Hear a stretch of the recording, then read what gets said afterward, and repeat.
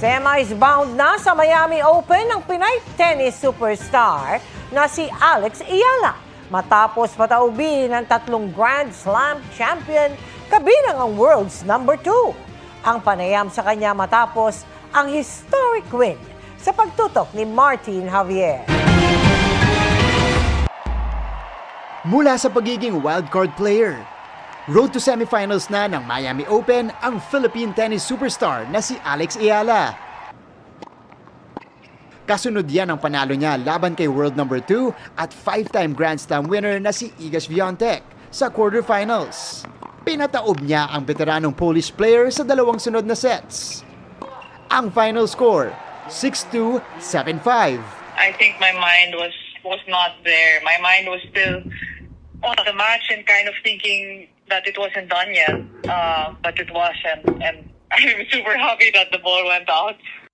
Una nang tinalo ni Ayala ang 2 pang Grand Slam winner, kabilang sina 2017 French Open winner Jelena Ostapenko at reigning Australian Open champion Madison Keys.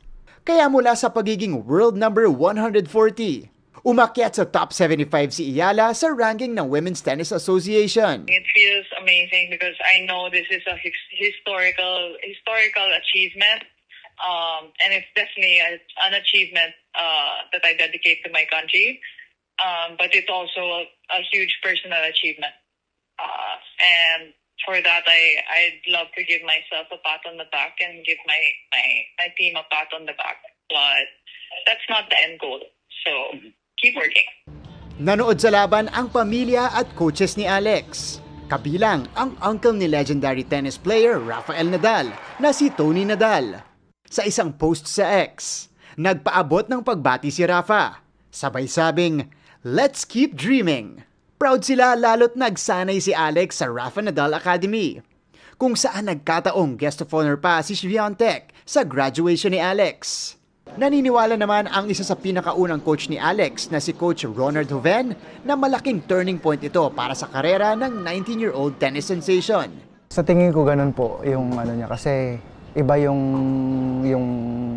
level of competition sa labas eh. Kasi yung mga nakakalaban niya kahit wala sa ranking, kahit nasa top 200, 300, same level, same.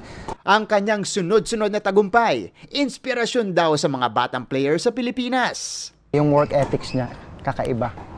Napakadisiplinado yung attitude niya sa loob ng court. Iba. Talagang focus talaga. Focus talaga siya. Si Alex, lubos ang pasasalamat sa suporta ng mga Pinoy. I mean, I'm so lucky to have this country, this following, and you know, to be part of this community is something I wouldn't trade for the world. Bukas, sasabak na sa semifinal si Ayala kalaban ang world #4 na si Jessica Pegula. I know that they're good, and I know that they're both fighters, they're both experienced. All I can say is I'm so excited, and I'm willing to die on the court tomorrow. I'm literally willing to die on the court. Para sa GMA Integrated News, Martin Javier, nakatutok 24 oras.